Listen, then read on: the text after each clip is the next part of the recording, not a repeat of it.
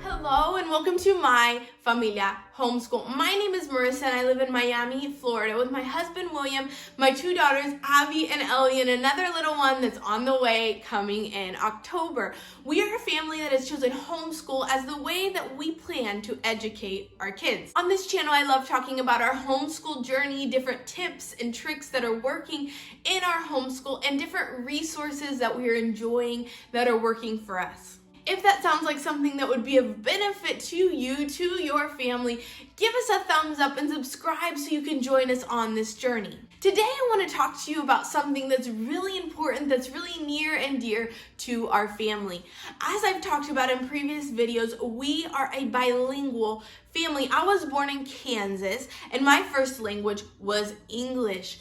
And I grew up in Kansas until about the 4th grade. We moved around a little bit, and then I did middle school and high school in Mexico. So that's why I speak Spanish.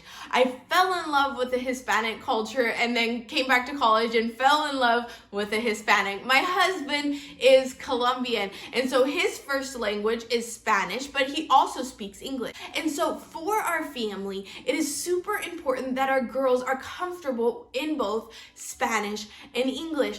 And it's really been a learning journey, a growing journey, figuring out how to integrate both languages, both cultures into our family. And so I want to talk about how we've done that and some tips and some tricks that I found along the way that have been really useful. The first thing that comes to mind is finding a community. Sometimes this is easier than other times. In our case, we live in Miami, Florida. Miami is a super unique city within the United States. Sometimes I say it's not really the United States because it's just different. In Miami, there's a huge Spanish speaking culture, so it's not been very hard for us to integrate that language into our family, especially outside of the home. We are a part of a Spanish speaking church, and that is a huge part of our community. And so on the weekends, when we spend time together as a church family or when we go to church, our girls are hearing Spanish constantly in those situations. So outside of the home, they're really getting the same exposure to English as in Spanish. For example, when we go to co-op,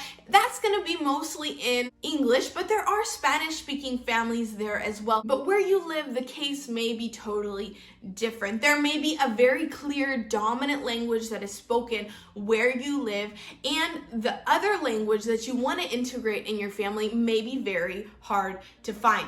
But some ways that maybe you could go about it, if possible, is finding events, maybe cultural events, or even events that are just in places where you know that there are more families from the culture that you want to integrate into your family. So like in our case, where it's Spanish, going to a library and attending events that are within a community or a neighborhood where Spanish is the dominant language. It could also be cultural events if that's something that's available in your community, or it could just be spending time speaking to family members. That's another way that we integrate both languages into our family.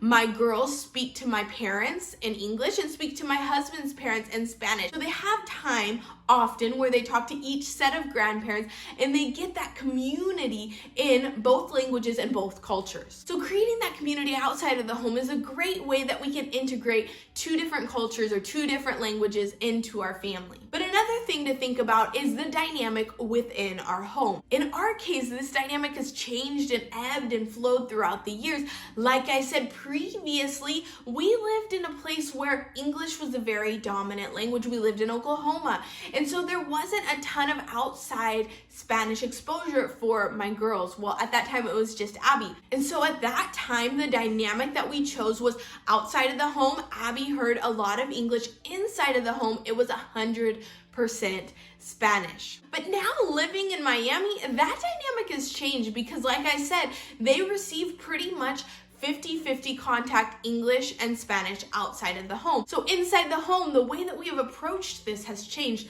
Also, as I started integrating more and more homeschool curriculum, as Abby started getting older, a lot of the resources that are available to me are in English. And so that caused me to start speaking more and more English to her in the home. So kind of the dynamic that we fell upon now is that my girls speak 100% Spanish with their dad. He speaks Spanish to them and they have to speak Spanish back. So we don't do the thing where dad speaks Spanish and they speak back in English. No, they're expected to speak Spanish back to their dad.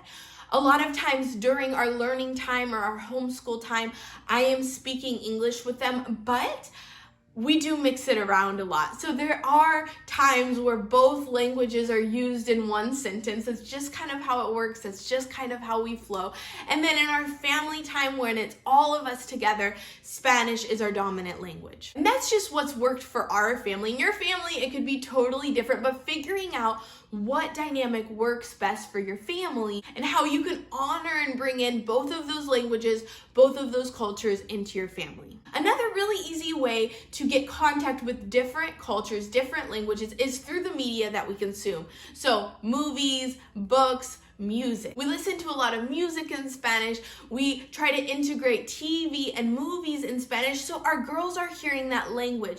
A lot of times the media that we have available to us is primarily in English, and so choosing the Spanish language option is a great way for our girls to get that language in their ears as well. I want to share a couple resources that we are using in our home to integrate both cultures. So like I said, most of our curriculum that we use is in English, and I shared a couple weeks ago the different curriculum resources we are using within our home. But this year, one of my goals has been to find ways to integrate more Spanish into our homeschool time. And this is one of the resources that I have found. Abby is a really strong reader in English. And so this year, one of the things that I really wanted to work on, one of the goals I had, was learning to read in Spanish.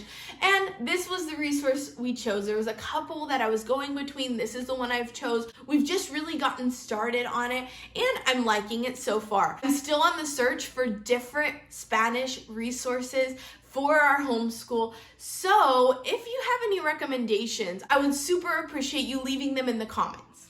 Another way that we integrate Spanish into our homeschool time is by the picture books that we read. Here's a couple that I have found at our library. Like I said, we live in Miami, and so at our library, we have more Spanish resources than in most libraries within the United States. But that's something I've been on the lookout for. One thing that I really have been looking for is Spanish speaking children's authors. So like Hispanic, Latin American children's authors, not necessarily books written in English that have been translated into Spanish.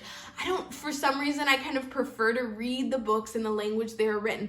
But I know there are great books out there that are from Latin American, Hispanic, Spanish-speaking authors. And so if you have any recommendations on that also, I would super appreciate it as well. Another way that we have integrated Spanish into our family time is the books that my husband reads with the girls. He really likes this series, the Dog Man series. It might not be the best literary quality, but he enjoys them. He thinks they're funny. They catch his attention. And so we found some in English, and actually what he'll do is as he reads them, he translates them as he reads them into Spanish. So he's really reading them in Spanish even though they're written in English. So just integrating that reading time in Spanish has been really great for our family.